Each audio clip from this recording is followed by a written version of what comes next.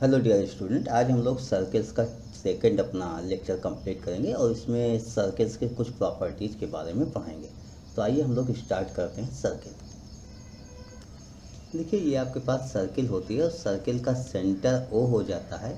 यहाँ पर last class में हमने पढ़ा था कि किसी भी एक्सटर्नल पॉइंट से इस सर्कल को टच करती हुई कोई लाइन चली जाए, जैसे मैं यहाँ पर ऐसे नोट कर दूँ, ऐसे इस तरीके से, तो ये लाइन जो है सर्किल को जहाँ पर टच करती है, इस पॉइंट को कहते हैं point of contact.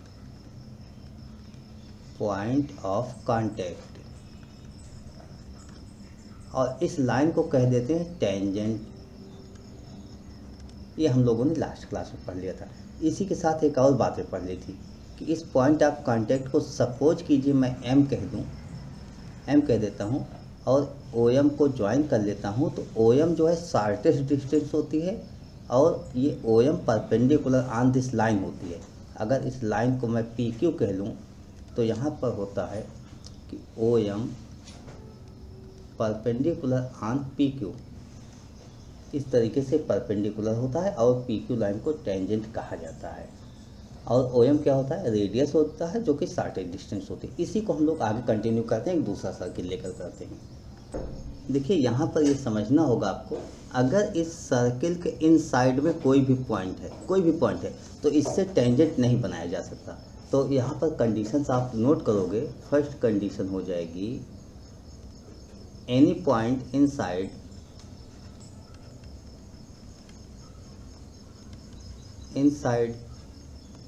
The circle, then tangent to the point not possible।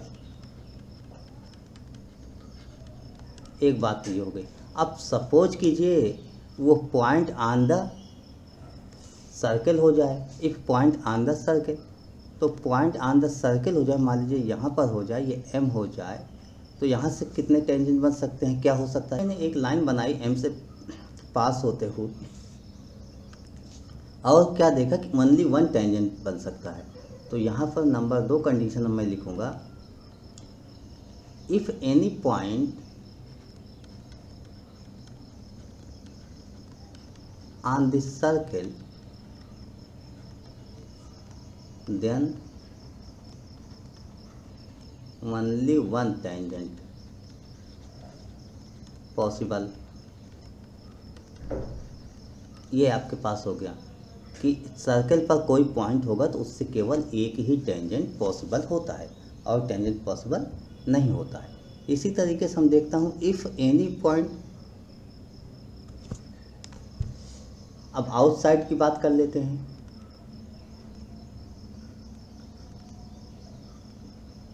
If any point outside to this circle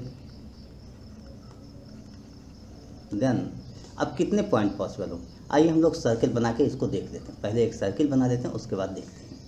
तो सर्कल ये कैसे बनाते हैं, सर्कल हो गया, सर्कल के सेंटर को हम कह लेते हैं ओ है। देखिए, आउटसाइड अगर कोई पॉइंट हो जाए तो यहाँ से क्या तरीका, यहाँ से हम लाइन ऐसे बना देते हैं। तो एक लाइन तो हमारे पास ऐसे बनेगी, इस तरीके से बनेगी, और दूसरी लाइन अगर हम सर्कल को कहीं से भी टच करता हुआ ले जाएं तो ऐसे बनेगी। इस तरीके से हमारे पास लाइनें बनेंगी। सपोज कीजिए ये मेरा एक्सटर्नल पॉइंट, जिसको हम ये लिखते हैं, ये पी कह देते हैं। तो हम क्या देखते हैं, ये सर्कल के 2 पॉइंट से टच करते हुए जाती है। सपोज कीजिए पहला पॉइंट आपके पास, इसका कोई नाम लिख लेते हैं, यहाँ पर एम लिख लेते हैं और दूसरे नाम को एन लिख लेते हैं। तो आपके पास क्या मिला, 2 टेंजेंट मिला। आइए हम लोग यहाँ लिखते हैं, if any point outside to the circle then 2 tangent, 2 tangent be possible. अब हम लोगों ने यहाँ पर ये नोट किया कि 2 टेंजेंट पॉसिबल होते हैं। अब 2 टेंजेंट पॉसिबल होते हैं, यहीं पर थोड़ा सा फिर से हम ध्यान देते हैं कि अगर मैं ओ एम को ज्वाइन कर लूँ और ओ एन को, अच्छा, ओ एन को ज्वाइन कर लेता हूँ तो ओ एन क्या होता है, ये तो रेडियस होता है, दिस और दिस रेडियस होता है, इक्वल होता है, O M equal to O N radius, ये इक्वल होता है, ये आप अच्छी तरीके से जानते हो। उसके बाद ये जो ओ एम पी एन, अगर मैं इसको पी टी कह दूँ, इसको पी क्यू कह लूँ, तो आप ये कहोगे कि O M perpendicular on P T and O N perpendicular on P Q हो जाएगा। ये हम लोग पहले से ही जानते हैं, ठीक है। ये दोनों आपका 90-90 हो गया, ये भी 90 हो गया और ये भी 90 हो गया, ये जानते हैं। अब ये बताइए पी एम और पी एन में क्या रिलेशन होगा। तो हम लोग पी एम और पी एन के रिलेशन के लिए एक थ्योरम होती है, उस थ्योरम को सॉल्व करते हैं, उस थ्योरम को प्रूव करते हैं। जब हम लोग थ्योरम प्रूव करेंगे तो हमें मालूम हो जाएगा क्या है थ्योरम। आइए हम लोग नोट करते हैं थ्योरम। देखिए थ्योरम आपके पास क्या होती है। थ्योरम को ऐसे लिखा जा सकता है, थ्योरम देखिए, एक थ्योरम हमने इसके पहली वाली क्लास में बता दी थी और एक थ्योरम यहाँ पर है। 10th क्लास में हमारे पास दो थ्योरम होती है। तो ये थ्योरम क्या है, ये है the length of tangent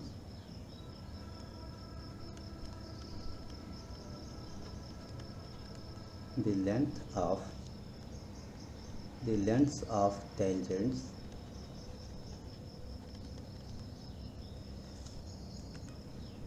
drawn from an external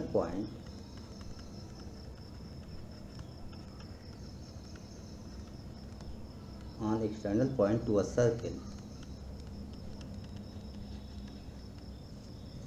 are equal है।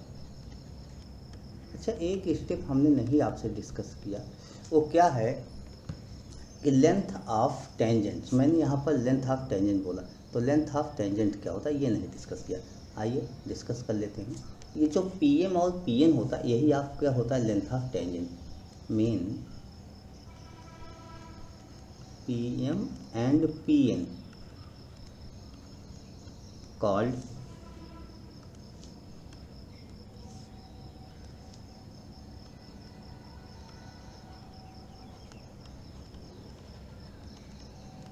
Length of tangents. देखिए ये एम पॉइंट ऑफ कांटेक्ट होता है, ये पहले भी बता चुका हूँ, और P M P external point होता है। एक्सटर्नल पॉइंट से तो ये टेंजेंट लाइन जहाँ सर्कल को टच करती है, पॉइंट ऑफ कांटेक्ट तक की डिस्टेंस को ही हम कहते हैं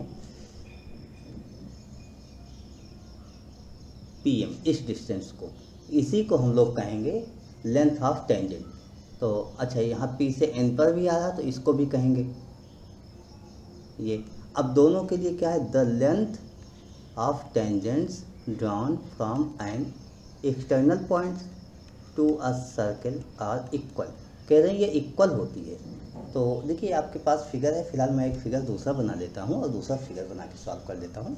तो आइए एक फिगर बना देते हैं और उसके बाद हम लोग सॉल्व करते हैं। फिगर यही सेम टू सेम बनेगा, तो मैं बना लेता हूँ, उसके बाद सॉल्व करता हूँ। यहाँ से क्वेश्चन सॉल्व करता हूँ थ्योरम से। यहाँ पर थ्योरम लिखी गई है, यहाँ से स्टार्ट किया जाता है। हमने इसमें नोट किया कि गिवन क्या होता है। हम लोग जब क्वेश्चन सॉल्व करेंगे तो ऐसे सॉल्व करेंगे, गिवन। तो गिवन क्या है, P M and P N are tangents OM and ON are radius। मतलब ये तो आपको पहले से ही मालूम है। उसके बाद यहाँ पर जब हमें क्या प्रूव करना है, यानी टू प्रूव लिखेंगे, तो टू प्रूव में आपके पास क्या हो जाएगा,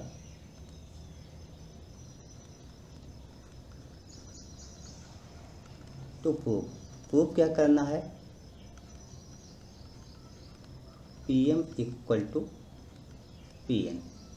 देखिए यही तो आपके पास गिवन है, length of tangents drawn from an external point to a circle are equal. मतलब इक्वल होता है, यही हमें प्रूव करना है। अब ऐसे कंडीशन जब प्रूव करना होता है तो कुछ कंडीशन हम लोग अब स्वयं क्रिएट करते हैं। जैसे यहाँ पर इसको जब सॉल्व करें तो हम एक कॉन्स्ट्रक्शन लिख लेते हैं, कॉन्स्ट्रक्शन बना लेते हैं। देखिए कॉन्स्ट्रक्शन में क्या है, ज्वाइन पीओ, बस हमें इतने करना है, ज्वाइन पीओ। अब हम पीओ को ज्वाइन कर लेते हैं, तो पीओ को ज्वाइन करते हैं।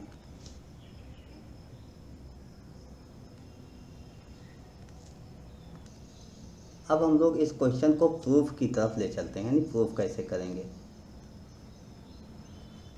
प्रूफ, देखिए प्रूफ में क्या करोगे, आपके पास दो ट्रायंगल हो गए, इन ट्रायंगल PMO,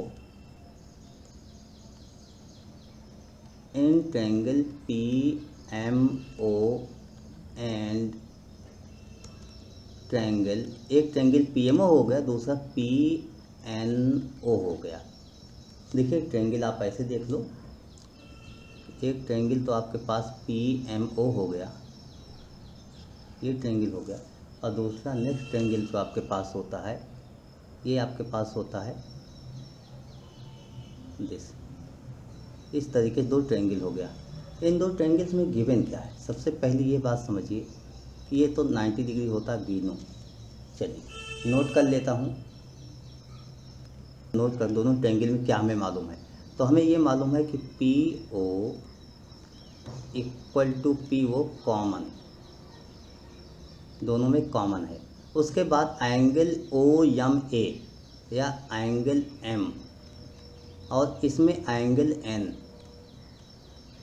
ईच 90, आप जानते हो कि परपेंडिकुलर होता है, जो टेंजेंट पर रेडियस होती है। उसके बाद यहाँ पर OM इक्वल टू ON, ये रेडियस है तो रेडियस भी इक्वल होगी, रेडियस ऑफ सर्किल। इस तरीके से मैंने क्या देखा, दो साइड्स और एक एंगल इक्वल है, दो साइड्स और एक एंगल इक्वल होता है तो ये कंडीशन क्या हो जाती है, इसको आप साइड एंगल साइड बोलते हो। लेकिन यहाँ साइड एंगल साइड की कंडीशन नहीं हो रही है, 90 के, देखिए साइड एंगल साइड नहीं बन रहा है, यहाँ पर ये हाइपोटेनियस हो गया PO, क्योंकि 90 के अपोजिट है तो RHS हो गया। अब हम इसमें लिखते हैं ट्रायंगल, देखिए PO, जब PO है तो मैं M से स्टार्ट कर सकता हूँ, या OM है तो आप P से, हम लास्ट वाला देखते हैं, OM है यहाँ से स्टार्ट कर लेते हैं, OM है तो जो एब्सेंट है, OM है तो P से, OM एब्सेंट है, OM है, ON है तो जो एब्सेंट है वहाँ से स्टार्ट करते हैं। देखिए OM है तो इसमें P नहीं है, यहाँ पर ट्रायंगल लिखते हैं, ON है तो इसमें P नहीं है, ये P लिख लेते हैं। उसके बाद इधर का M एंगल, इधर का N एंगल इक्वल है, P लिख लेते हैं, और रिमेनिंग जो होता है O होता है, यहाँ पर भी O ही होता है। तो इस तरीके से ये RHS प्रॉपर्टी लग गई। RHS से आप कह सकते हो कि हाँ ये RHS हो गया, और इस तरीके से आप इसकी कॉन्ग्रुएंसी प्रूव कर सकते हो, यानी दोनों ट्रायंगल कॉन्ग्रुएंट। अब ट्रायंगल कॉन्ग्रुएंट हुआ तो स्टार्टिंग के दो point PM equal to PN, आप ऐसा लिख सकते हो PM इक्वल टू PN, तो ये CP CT से हो गया, CP CT से आपने नोट कर लिया, तो आपके पास PM इक्वल टू PN हो गया, आपकी ये प्रूविंग हो गई। तो इस तरीके से आप नोट कर सकते हो। एक और बात हम चलते हुए यहाँ पर और आपसे डिस्कस करना चाहेंगे, ये जो ट्रायंगल्स हमारे पास बन रहा है, इस ट्रायंगल्स में याद रखिए कि M90 है, इसके अपोजिट PO है, PO हाइपोटेनियस हो गया, हाइपोटेनियस हो गया तो आप लिख सकते हो PO square equal to PM square plus OM square. जहाँ से अगर आपको PM निकालना हो कभी, जैसे लेंथ, इस ऐसे क्वेश्चन में आपको हमेशा PM ही निकालना होता है, मतलब लेंथ ऑफ टेंजेंट ही निकालना होता है, तो PM अगर निकालना होगा तो PM square equal to PO square minus OM square, और PM equal to under root PO square minus OM square. इस तरीके से आप लिखोगे। सपोज कीजिए PO और OM क्या है, PO सेंटर से उस पॉइंट की दूरी, सेंटर से पॉइंट की दूरी को अगर मैं D कह लूँ, ये D कह लेता हूँ, और ये R हो जाए रेडियस, अगर ऐसा हो जाए तो D square minus R square हो जाएगा। फिलहाल इसका कोई बहुत यूज नहीं है, लेकिन आपकी जानकारी में होना चाहिए। तो P M equal to D square minus R square, आप ऐसा भी याद कर सकते हो।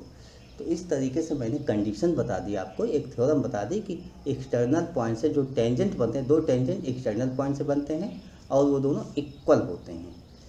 इसकी एक मैंने थ्योरम से प्रूविंग करके दिखा दी। यहाँ से आपने क्या देखा, पहली कंडीशन, फर्स्ट कंडीशन है कि पॉइंट अगर इनसाइड है तो tangent not possible. On the point है, जैसे एम पर है, यहाँ पर एम पर हो गया, तो एम पर अगर है, पॉइंट ऑन है, पहली point inside, tangent to the point not possible. M पर है, if any point on the circle then only one tangent possible. If external point P पर है, if any point outside to the circle then two tangent भी possible. और दो tangent possible होगा तो इसकी लेंथ भी इक्वल होगी, दोनों लेंथ इक्वल हो गया, लेंथ ऑफ टेंजेंट भी इक्वल। तो ये आपको बेसिक कॉन्सेप्ट है, ये बेसिक कॉन्सेप्ट समझना होगा। अगर आपको ये याद रहा तो हम लोग बहुत से क्वेश्चन कर लेंगे, कितने भी क्वेश्चन है, नंबर ऑफ क्वेश्चन पर आप ना जाइए, इनफाइनाइट क्वेश्चन होगा तो आप सॉल्व कर सकते हो।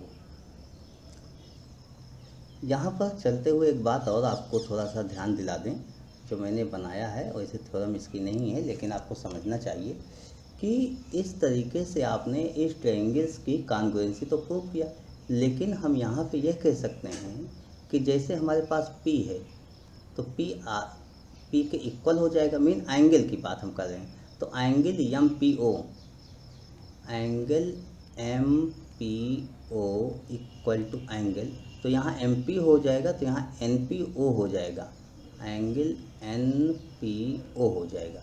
इस तरीके से हम नोट कर सकते हैं। और जब यहाँ पर एंगल हम इक्वल नोट कर सकते हैं, किससे कहोगे, CPCT से। तो कंडीशन क्या होगा ये देखिए, CPCT से हमने नोट तो कर लिया कि बाय CPCT, तो आप ये कहोगे कि ये एंगल दोनों इक्वल होंगे। और जब एंगल इक्वल होगा तो PO क्या हुआ, देयरफॉर PO भी एंगल बाइसेक्टर। मेन पॉइंट जो एक्सटर्नल पॉइंट होता है उसको रेडियस को ज्वाइन, सेंटर को ज्वाइन कर दो तो जो लाइन बनती है वो टेंजेंट की बाइसेक्टर होती है। PO भी एंगल बाइसेक्टर ऑफ टेंजेंट्स। तो ये भी आप कंडीशन याद रखिएगा, इस बेस पर भी बहुत से आप क्वेश्चन निकाल लोगे। I hope you understood explanation this concept of circles. Okay, thank you, bye, मिलेंगे अब नेक्स्ट क्लास में। थैंक्स।